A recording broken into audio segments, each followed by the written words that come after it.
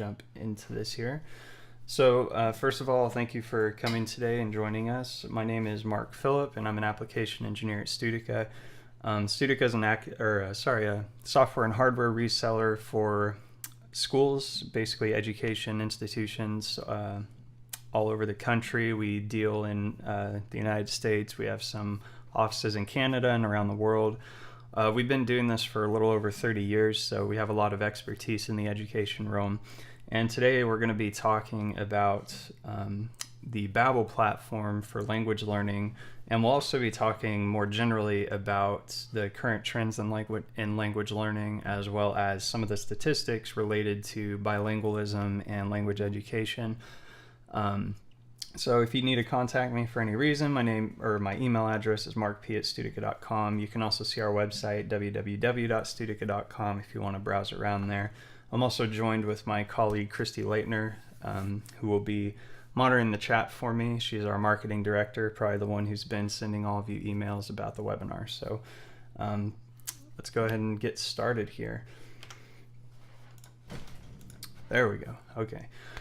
So first I want to kind of touch on the importance of language learning. Some of the things we'll be going over, the trend of the increasing number of bilingual speakers in the United States, kind of what that means for education and language learning in general. We're going to talk about language requirements at higher education institutions and why that's important. We're going to be talking about as well the economy, globalization, how bilingualism is changing the scope of how people are hiring and what that means for students. And one thing I'll touch on quickly here but won't dive into in depth is health and well-being. There's actually a lot of research on this, and I've studied this a little bit myself. It's really interesting, but basically bilingualism has been associated with a lot of cognitive improvements in individuals. So the idea is better executive control. Executive control is this idea in psychology that there's a part of your brain that is associated with attention span, problem solving, and the ability to adapt to new information. And bilingual individuals have consistently measured better on these metrics than monolingual people. This is just one of the examples of health and well-being. And like I said, I'm not going to dive too hard into it, but there is a very real mental and cognitive benefit of bilingualism that is driving a lot of schools and education institutions to implement such programs precisely for that reason. So that's kind of the roadmap, what we'll be looking at here on the first part. So what I mentioned was that there's an increasing number of bilingual speakers. One thing I will note is that all these statistics that I have are related to the United States specifically. So if you are in Canada or a different country, this data may not directly apply to you. But what this graph's showing us is the projections of the population that are 5 years and older that speak a language other than English at home in the United States. And what we have is this data comes from the U.S. Census Bureau, and it's based on population projections. And we've already passed 2015, but if we look forward to 2020, we basically see that there's roughly going to be around 70 million people in the United States who are 5 years and older that speak a language other than English at home. That's roughly a fifth of the population. And so the point here is that there's a lot of people speaking more than one language in the United States, and it's helping to drive demand for bilingual education. People want to be able to speak these languages. They want to be able to communicate with coworkers and peers and friends and family members. And as such, being that there is this increased demand, schools and education institutions are often the ones who have to meet this demand by providing these courses. So what kind of tools are available, right? That's what we're going to kind of look at here. And I'm basically just trying to drive the point that there is a lot more demand now. There are more people speaking multiple languages, and so having that education infrastructure is important. On the topic of language requirements, we know from the Modern Language Association, who do all sorts of statistical analysis on language in the United States, actually around the world, I believe, they found that approximately 50% of higher education institutions in the U.S. have some kind of language requirement. So if your students are going to college, there's a 50% chance essentially that they're going to have to take some sort of language course for their education to get their degree. This is important because this basically means that K-12 sorry, getting word wrapped here. K-12 schools can better prepare their students for their academic career by getting them started early on foreign language. And the early is the key word here. Most of the research in linguistics has shown, for reasons that we don't quite know, that the younger you are, for whatever reason, the better able you are to pick up new languages. It becomes harder and harder the older you get, and so K-12 is a really good area to start students learning a second language, even if it's only moderately. So language software such as Babbel is going to help facilitate K-12 schools to provide this education to their students.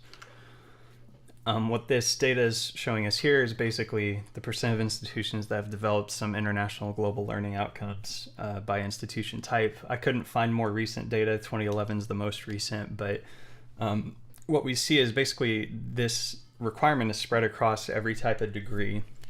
A lot of people associate maybe multiple languages with people who have like a graduate degree, like a master's or doctoral, but we're seeing that even at the bachelor's level, we're pretty much matching the master's requirements for language learning, even at the associate's level. So just a 2-year degree, even, we're approaching the 50% mark on learning requirements for language.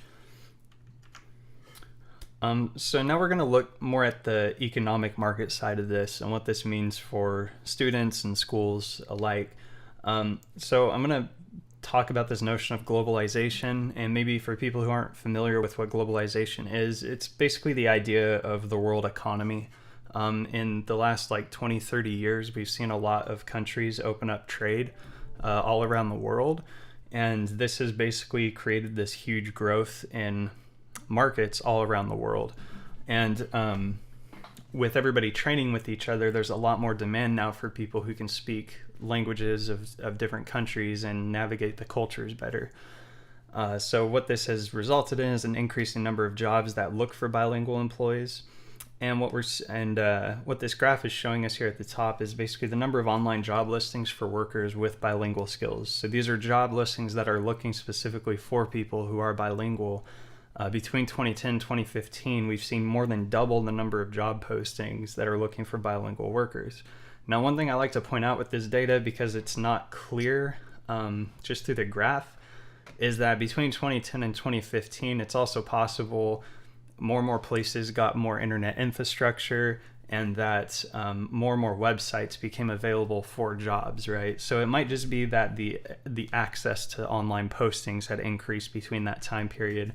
But a twofold increase, over twofold, is pretty significant, and I don't think that can necessarily entirely be accounted for by just an increase of internet infrastructure. So what these graphs here are showing us on the left is the change in the share of jobs targeting bilingual workers based on prestige. So the idea of prestige is essentially how the average person measures the prestige of a specific occupation. So for instance, most people you talk to would probably consider a doctor to be a high prestige job, right? Whereas a lot of people might consider a custodian to be a lower prestige job. So when we look at prestige here on the left, that's basically the idea. And what we're seeing is, how is this demand being spread across this prestige? So is it mostly in the high prestige areas? Is it in low prestige? And what we're seeing is that it's actually pretty well spread out, with the exception of maybe the middle prestige.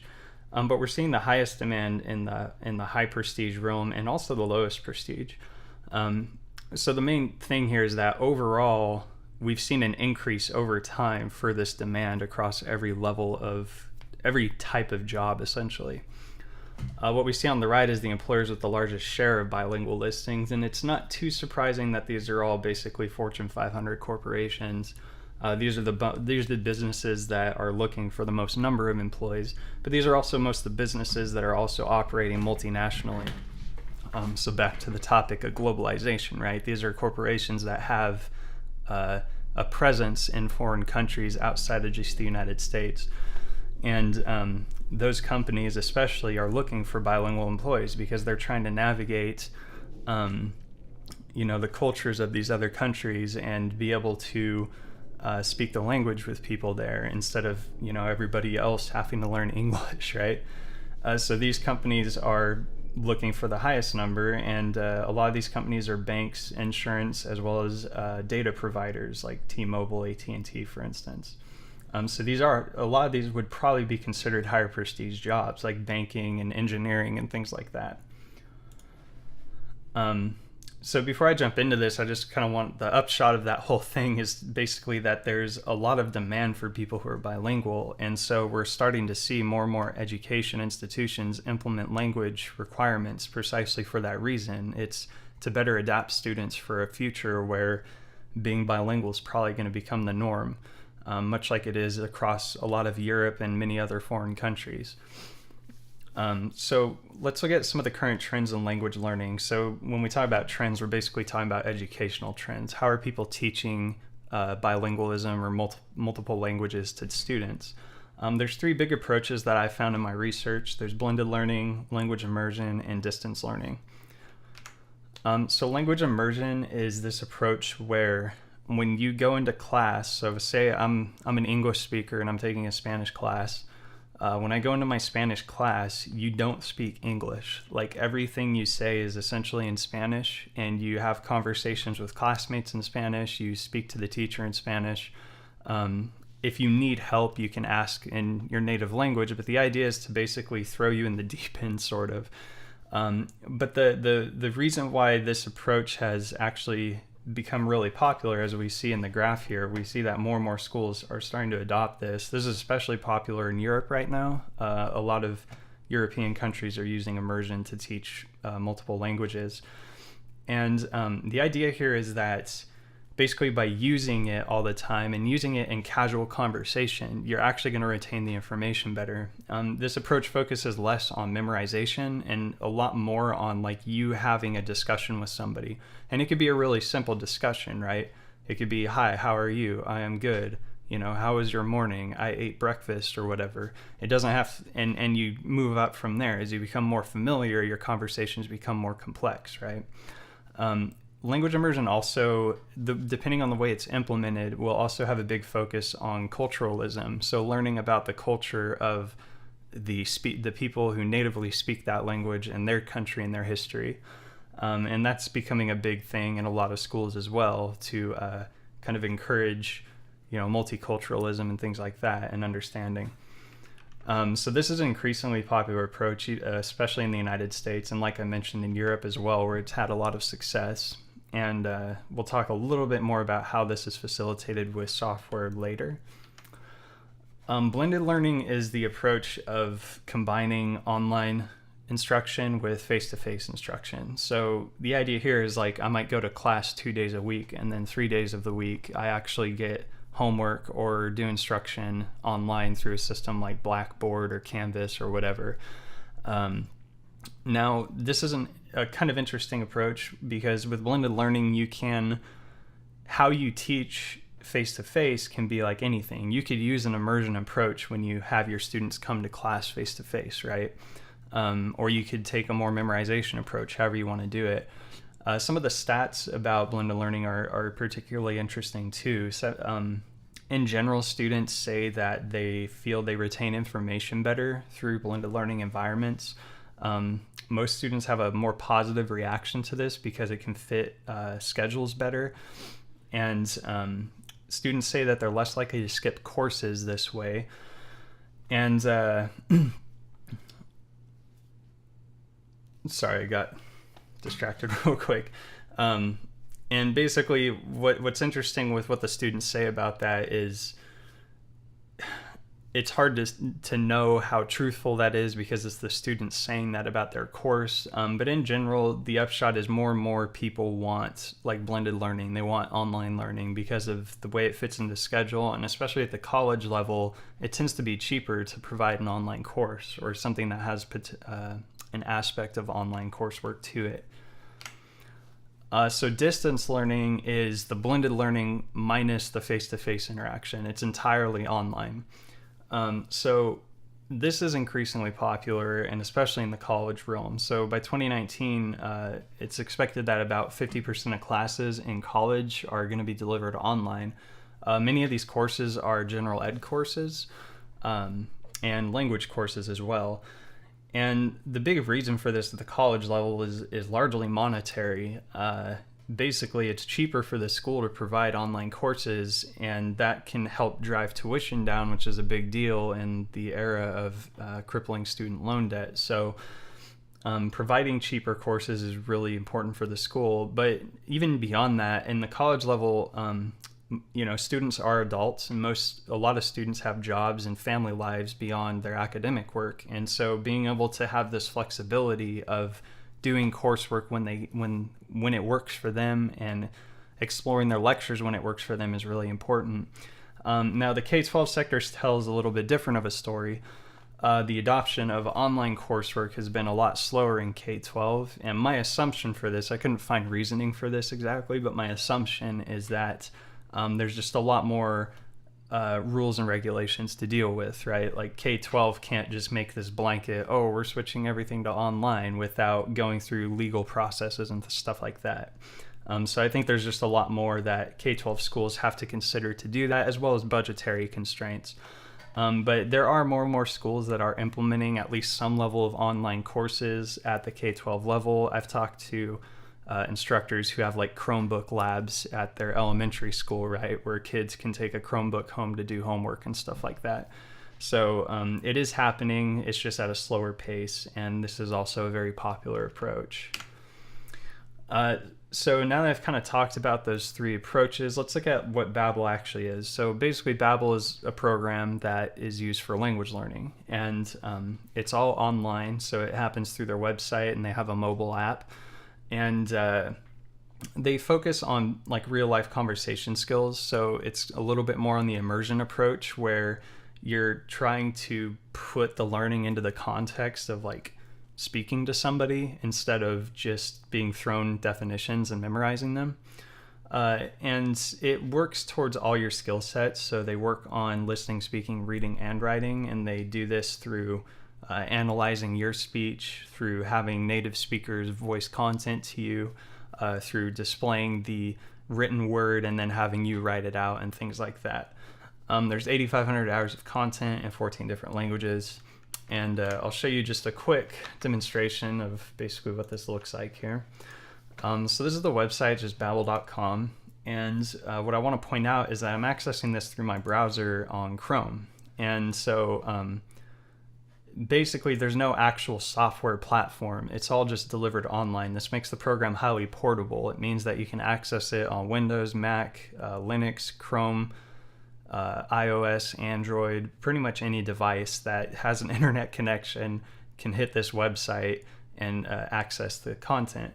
So I'm logged into my account, and so let's say I go to courses, and it will load real quick, and it keeps track of where I had last left off. But we see that there's a number of courses in here. There's new content, courses for beginners, grammar-related courses, courses for intermediate speakers, courses that focus specifically on listening and speaking, and then we have countries and traditions courses, which kind of help the whole like multicultural aspect I was talking about earlier.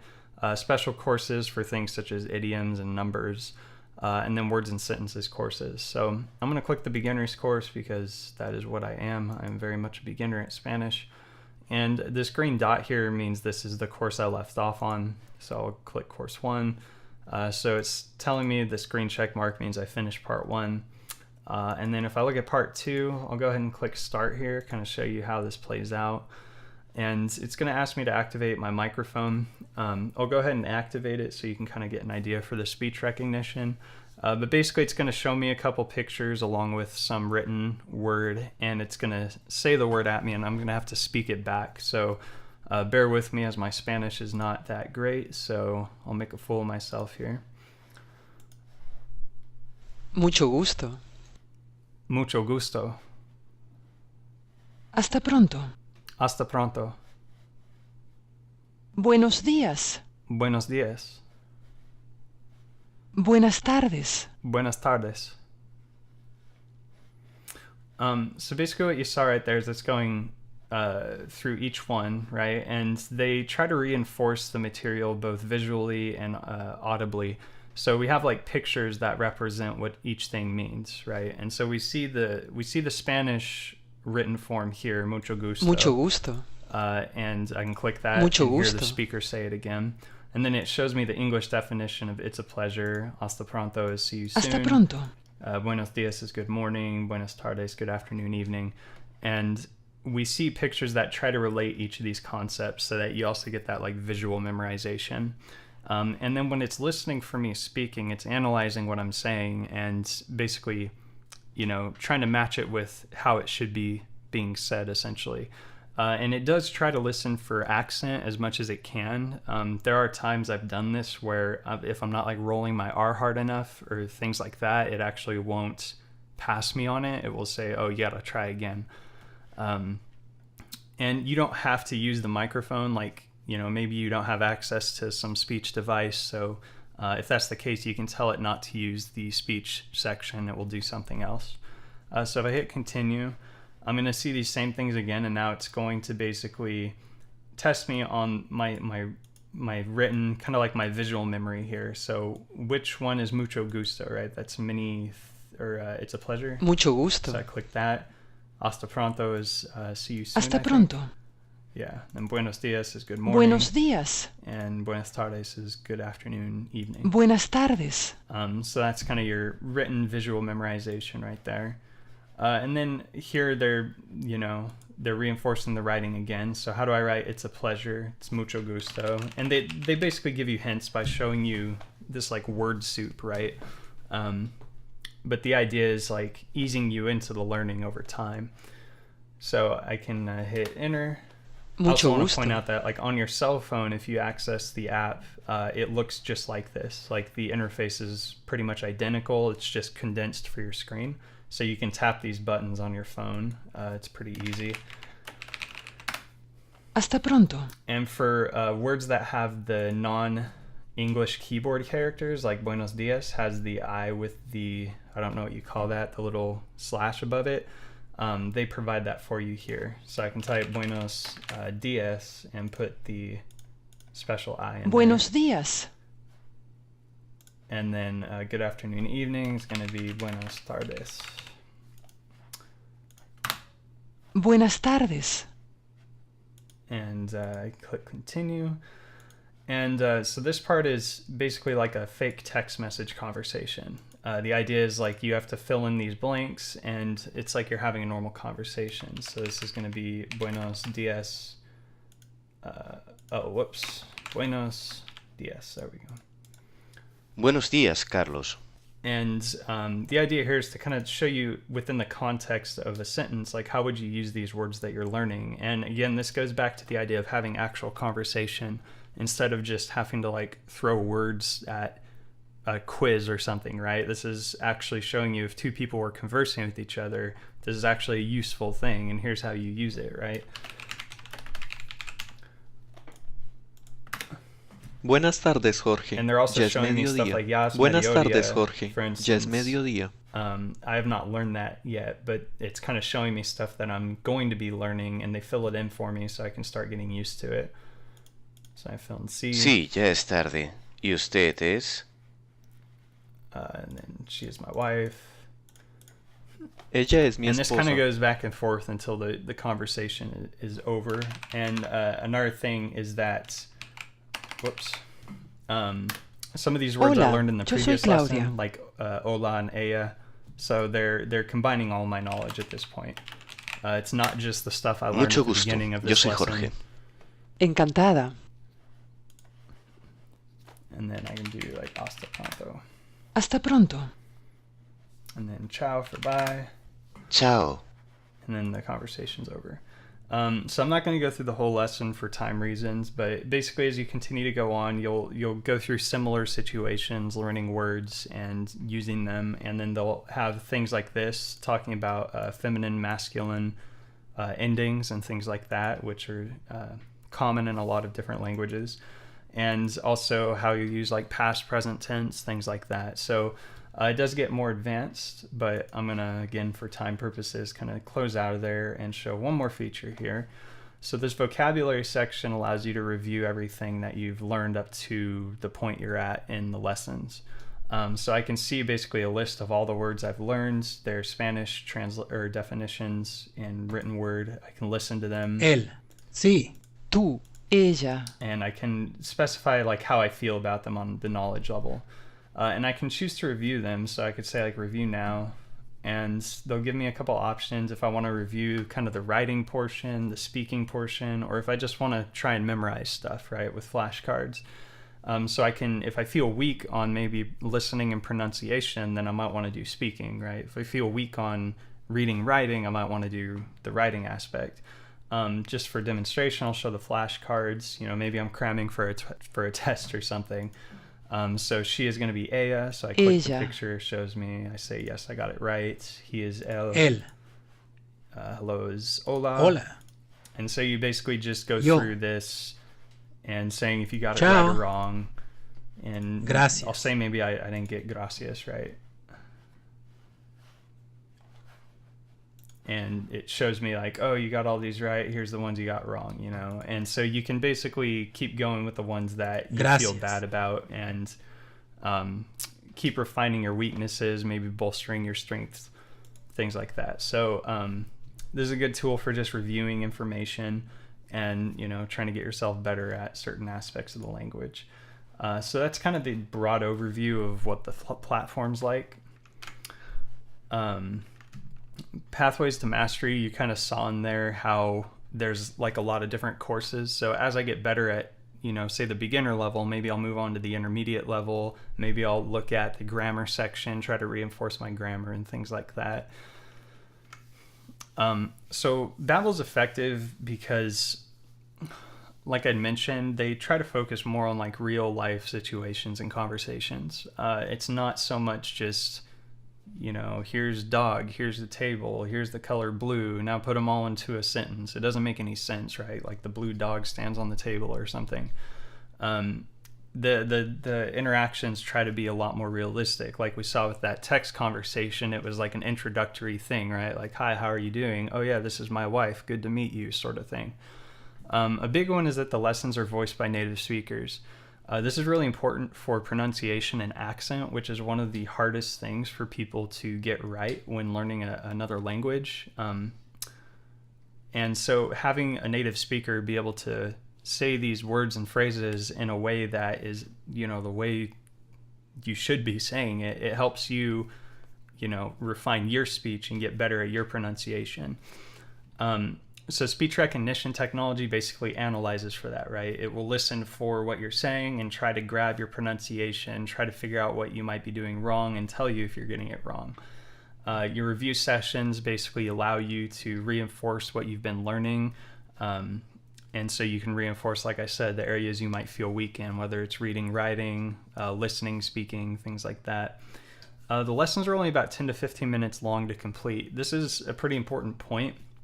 There's been a lot of research recently on, I forgot the name of it. I was just writing something about this the other day.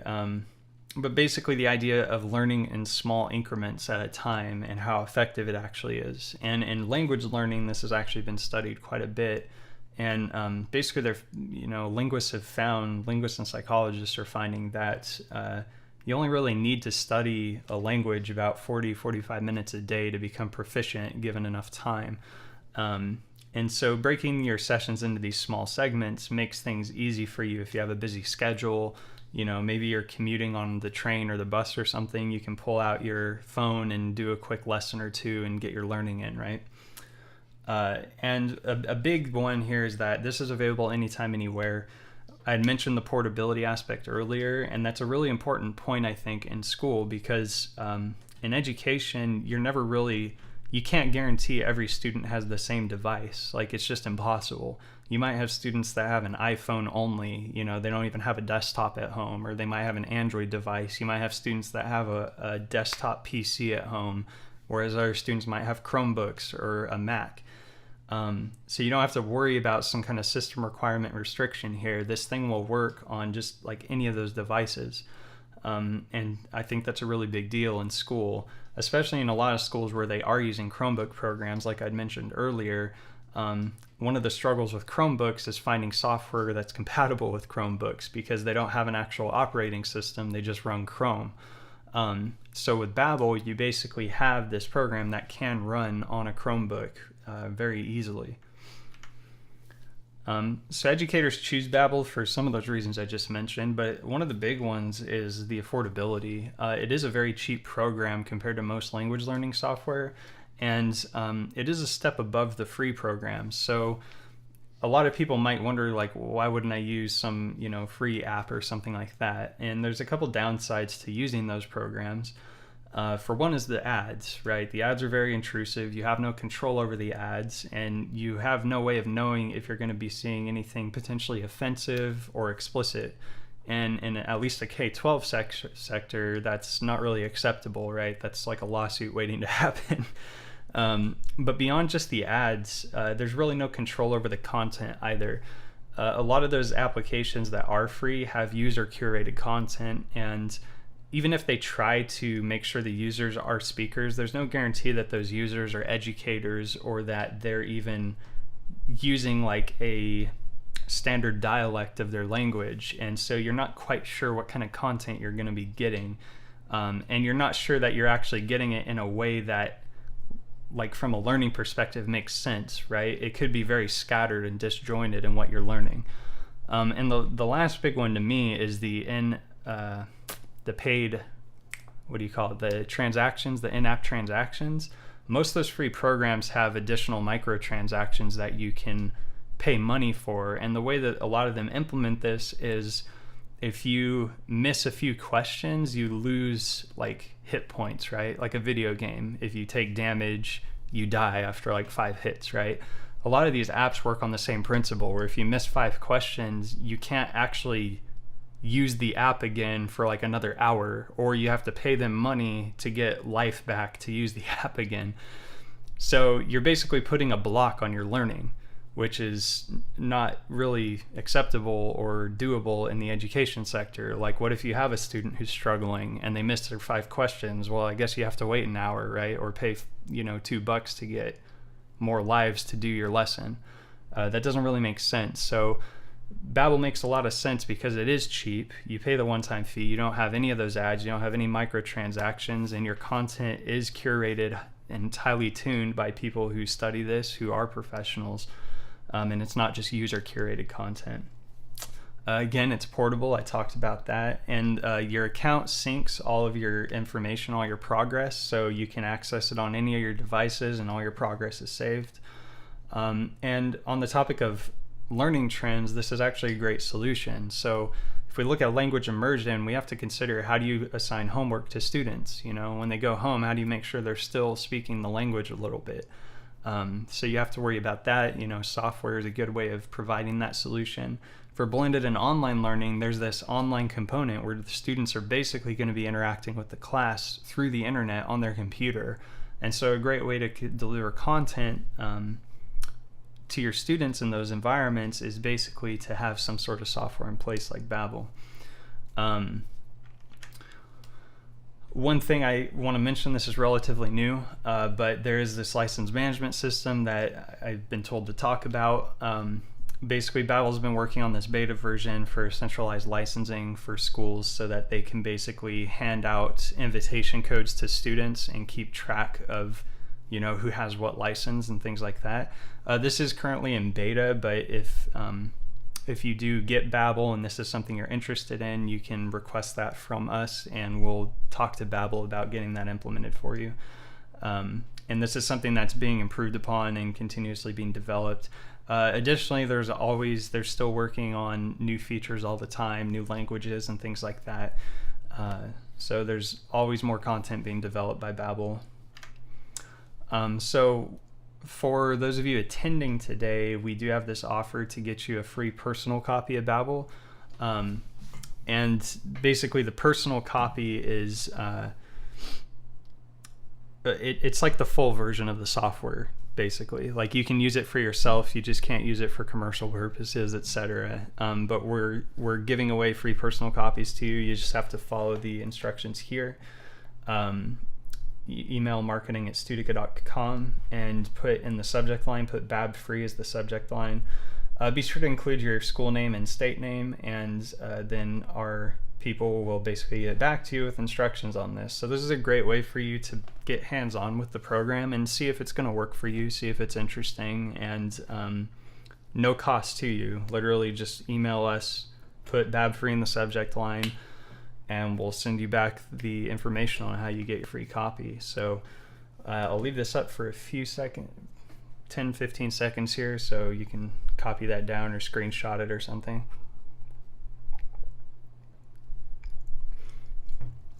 And again, please include your school name and state name so we can verify your information before we contact you. All right, so at that point, I'll basically open it up for questions. If anybody has questions, again, please use the chat feature because I always have issues with microphone audio feedback whenever I open the line. So use the chat feature on your Join Me panel at the top of your screen. It's the second button from the left. If you click on that, you can chat with us and ask any questions that you might have. So I'll leave that open for a little bit here and see if I get any questions.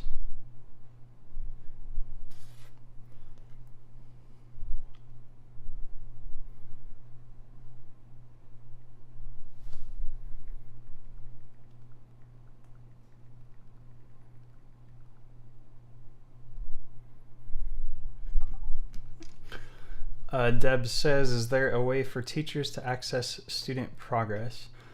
I think that's being developed with the licensing system right now. I think at the current moment, and correct me if I'm wrong on this, Christy, at the current moment, they don't have that implemented, but I know that's like top of their priority right now.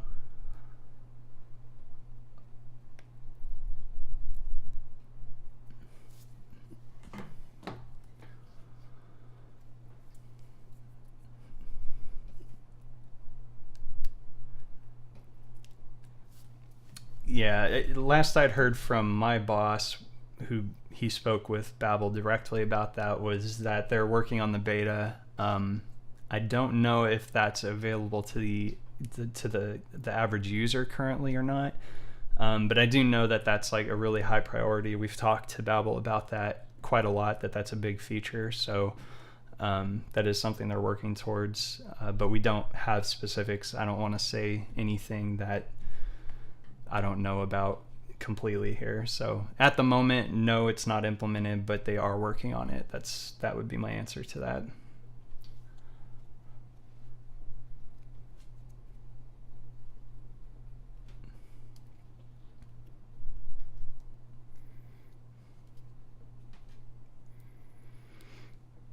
Any other questions?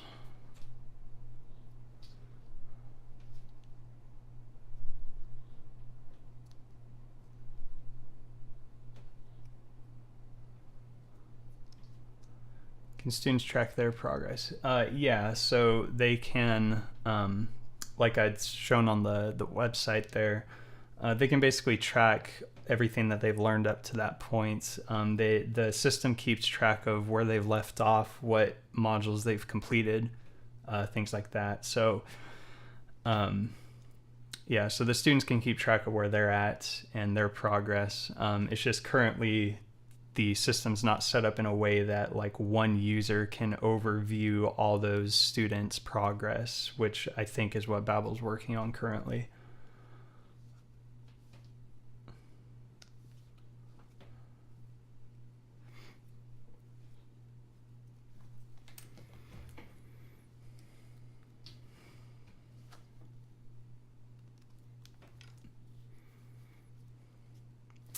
Does it track how long you spend on Babbel or just that the levels are completed?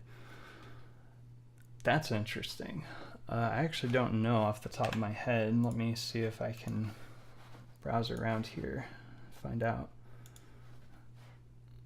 My assumption is it doesn't, because if somebody were to just leave the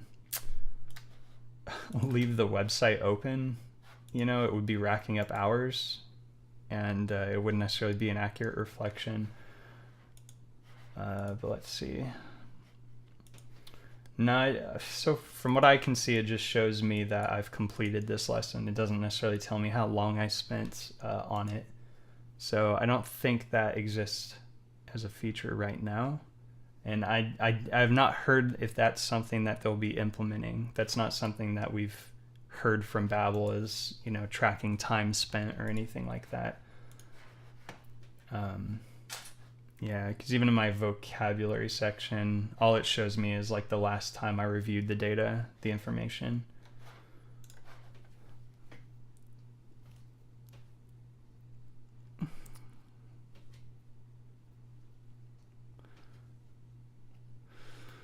Homeschool parent looking to use this.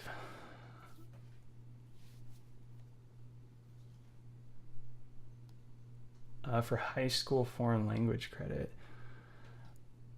Well, I don't know really like what the criteria is to get that credit. That might be something that I probably can't answer here, but I would recommend contacting our office if you have a question about that, because our sales reps know a lot more about school specifics and things like that than I do. So I would recommend probably throwing that question if you want to email sales@studica.com and just kind of mention that. I was on the Babbel webinar and I'm a homeschool parent and I'm wanting to use this for foreign language credit in high school, and they can probably give you more specifics on that. I would imagine it would be viable. I think it just depends on kind of what the high school is looking for to give you credit. Because usually there's some kind of criteria, I believe, for the high school actually providing that credit to you.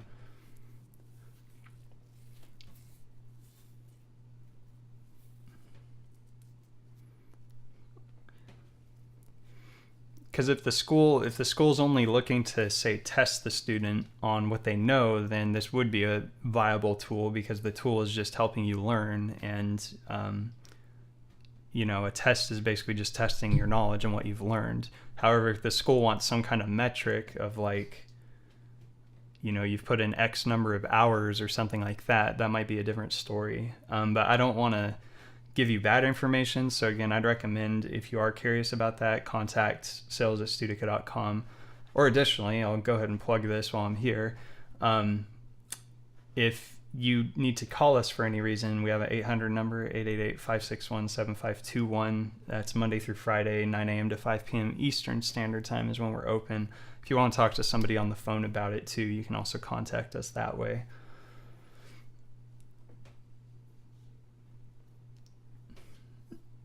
So any other questions at the moment?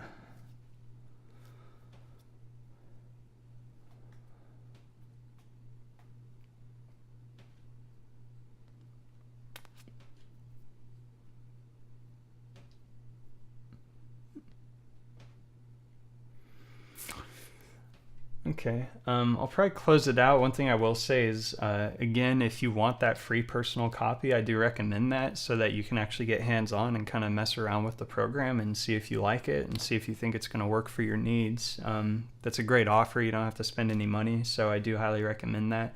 And again, if you do have any questions, like follow-up questions, feel free to email us at the sales@studica.com. You can email me, markp@studica.com. You can call us at this number here. Also, we recorded this, so we will be sending that recording out in a follow-up email probably tomorrow. So if you want to review it or show it to anybody else, you can do so. That being said, though, I got no more questions, so I'll go ahead and close it out and just thank everybody for showing up today. And I hope you all have a wonderful school year, because I believe that just started for pretty much everybody. So, yeah, have a good one.